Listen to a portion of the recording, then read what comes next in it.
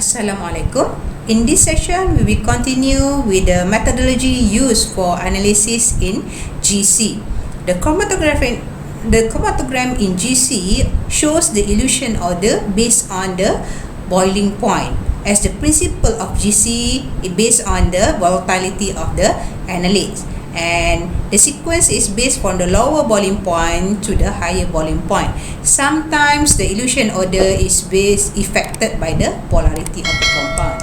Let's see the example for the compound listed here. If we can see, the boiling point of pentane is the lowest one, followed by the highest one is octane. And here we see these two examples. Toluene is 110 and 4-methyl pentanone 111. Should be toluene is come out first compared to the 2-methyl pentanone. But when we see the chromatogram, the sequence is in not toluene come out first, but 4-methyl 2-pentanone come out first compared to toluene, because the ring of toluene involve the benzene ring, so it become more polar compared to the straight change of 4-methyl 2-pentanone, although the boiling point is higher than 4-methyl 2-pentanone is higher than toluene. Because of the polarity effect, so the sequence is not follow the boiling point, only in certain cases. That's how we know the prediction of elution order for the GC. And how we can know the name of compounds in the peak of chromatogram for the GC. We can calculate the covert retention index. This is the formula for the covert index. We just put the value for the TR value, which means retention value. Log retention value can... What is covert index actually? Covert index is log TR value, it means retention time value, series of an alkane plot against 100 time number of carbons. Mean we have to run the n alkane group, n alkane standard, which is sometimes it can be 1 until 15 carbon and 1 to 20 carbon, and we have some chromatogram, and based on this different peak we calculate the covert index, and our sample we just compare after the calculation of refractive index. That's how the GC compounds can be determined based on the standard of carbon and alkane. And then next, how we can, rather than we want to know the name of compound based on covert index, we also can know the amount of compound, means quantitative analysis based on response factor. If we have one standard, let's say we want to know the concentration or amount of our sample, we can use response factor. The formula of response factor is peak area divided by amount of any analytes in the chromatogram. So let's say this one, peak area of X is divided by amount of X. This is the response factor. Based on comparative response factor, we can determine the concentration of the value of our analyte.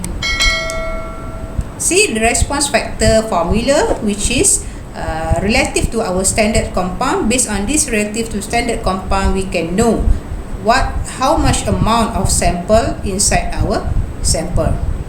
Instead of running like a previous calibration curve, we also can use response factor to determine the amount or concentration of your sample. So based on response factor, the peak area, if we know the standard of amount and divide by the amount of standard, means the response factor for standard, and peak area of X divided by amount of X, so we can know the peak area actually, then we can determine the amount of X. So based on this relative response factor, Now we can determine the percent of analyte X in a mixture. Rather than that, we also can, based on this response factor, also we can use whether external standard or internal standard. We start with the external standard. What means of external standard? External standard means we run separately the standard and we compare the peak area with the relative response factor. So this is the formula. M is molarity, the concentration, F is the response factor, and V is injection volume for sample and injection volume of standards, and X is peak area of sample X, and S is peak area of standard S. Means for external standard, what it means of external, we run twice, means 2 injection in the same condition, same method, but 2 different injection. Then we compare based on the relative peak area. This is the example how to calculate based on that formula. Consider the following data. We have a compound X and our standard. The first injection, we inject of a mixture containing XYZ with the peak area 512,748,939 for the peak area region, and the second injection, we run with the compounds remain the same, which is XYZ, peak area is this value, and calculate the concentration of X, Y, and Z.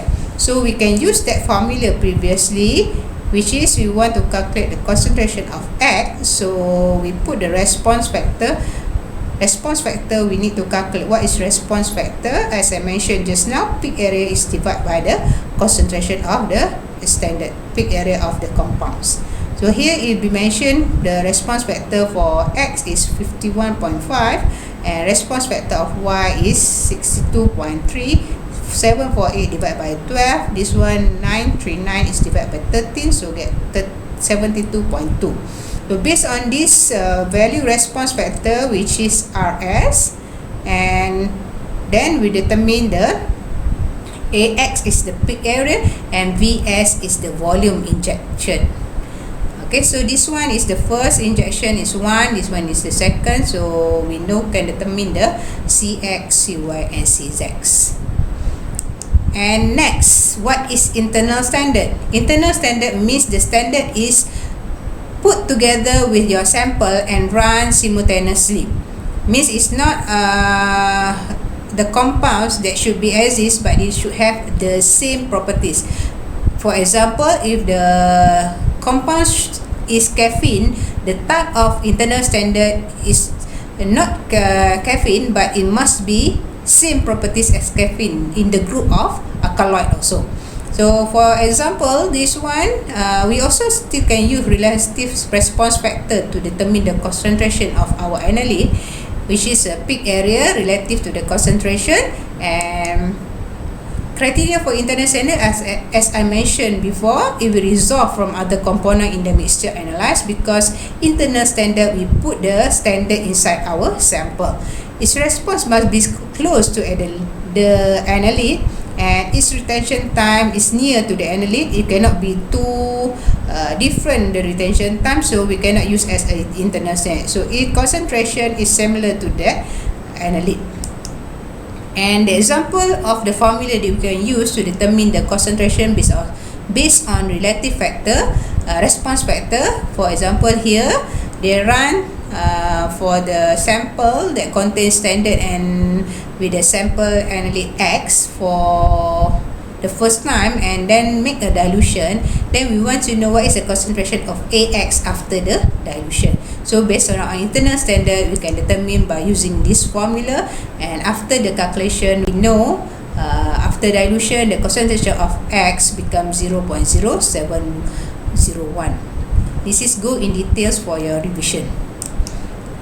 And then after we know how it can be applied for the qualitative and quantitative for gas chromatography data, we need to optimize the condition to determine the separation is quite good.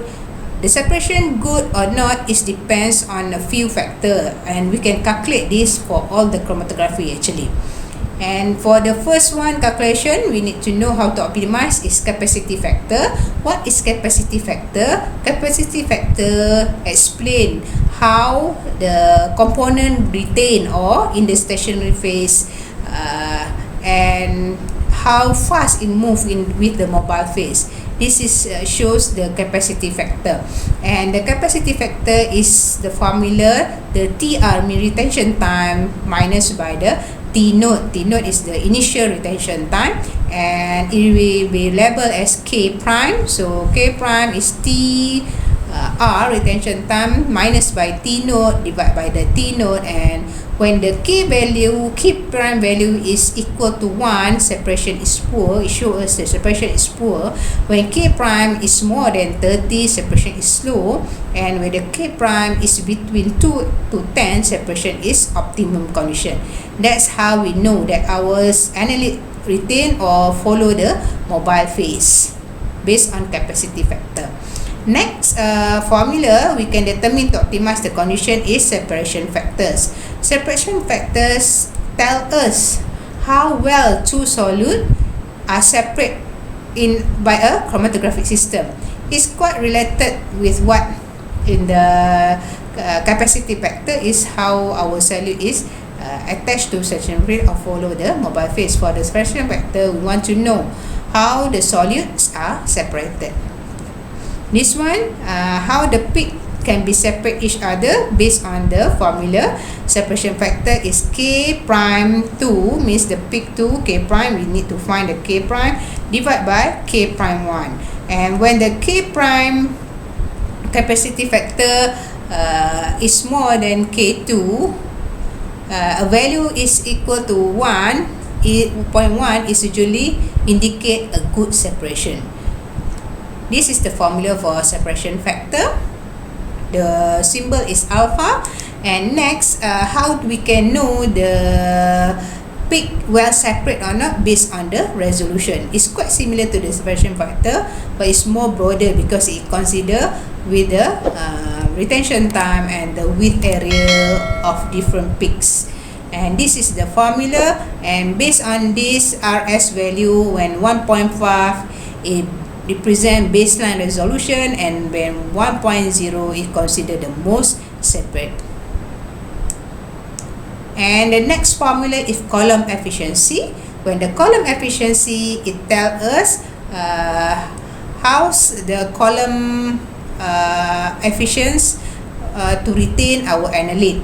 So when the larger the volume of N in the column, the better column will be able to separate two of compound. Means number of theoretical plate should be higher. So the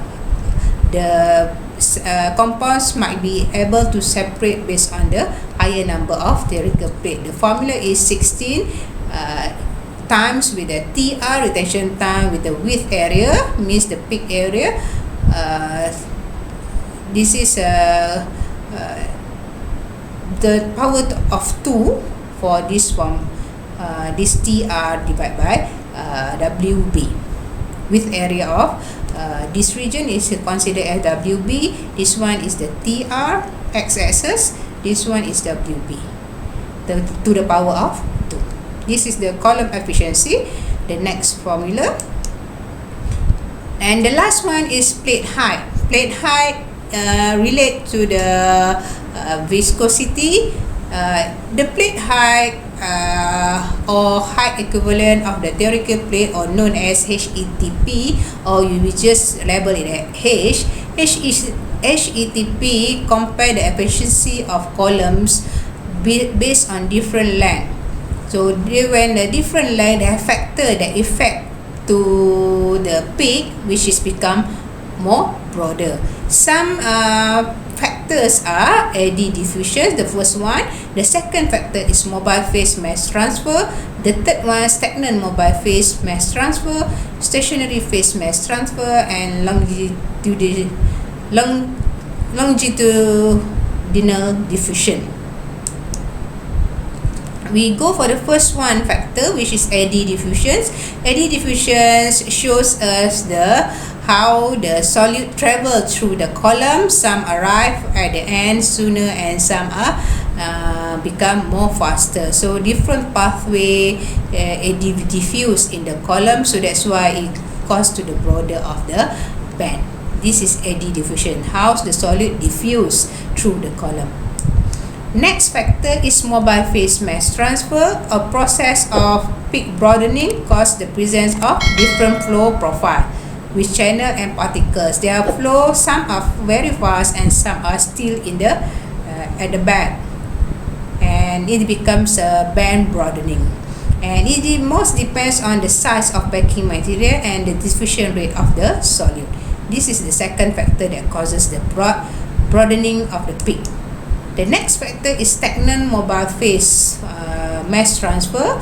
Band broadening due to the different rate of diffusion, because a different rate diffusion inside the support material in the mobile stationary phase. So it will not travel in the column when it is in the stagnant mobile phase. It spend more longer in the column than solutes remain in the flowing mobile phase. Sometimes they are still remain in the this stagnant of the column. Next factor is stationary phase mass transfer, whereas the broadening is the movement of solute between the stagnant phase and the stationary phase. This one is the mobile because of the movement of solute, but a different length of stationary phase and different amount of time in the column, giving some rise to the broadening. The last factor is longitudinal diffusion. The band broadening because of the longitudinal diffusion depends on diffusion of solute and the flow rate of the solute through the column. Because of the length of the column, so it become more diffusion differences there, so that's why it causes to the broadening of the peak. And based on these 5 factors, now they relate all these factors with the Van Dimter equation, where they relate the height plate, theoretical plate, with the average linearity. They have a three region, which is A term and B term and C term. If you can see, A term represent the diffusion, B term, A term is diffusion, B term is based on the longitudinal diffusion, and this one is based on the mobile phase, analysis in the mobile phase and stationary mass transfer. If you can see, the A term is not affected by the height plate, and also the velocity is keep on constant because it's only the diffusion, eddy diffusion. And B terms not much, it become more tight when the velocity increase. And for the C term, you can see it keep on directly proportional with the height and the velocity. And the optimum condition is in this region. It shows us the optimum where H has minimum value and the point of maximum column efficiency. That's the plot of Van Dimter equation show us, which is the relation between all the factors that causes the broadening of the peak. And the application, before we go for the application, the last part, we go for the example for exercise here. The time of component means retention time. The TR prime we have to find. In this case, A and B. The first question, the retention factor of the component, main capacity factor, the resolution of the two peaks, and the column efficiency is the N. So based on the previous slide with the formula, what is the retention time? Means the TR divided by the TR minus T naught become 30 minutes. TR minus the T naught, it become, the first one is 15 minutes. The retention is K prime, and this is the formula for K prime. And resolution of the between two peaks. This is the formula. What is WA? Is the peak area, width area of the A and width area of B. If you can see the previous slide, width area of A and width area of B. Here, we can see here.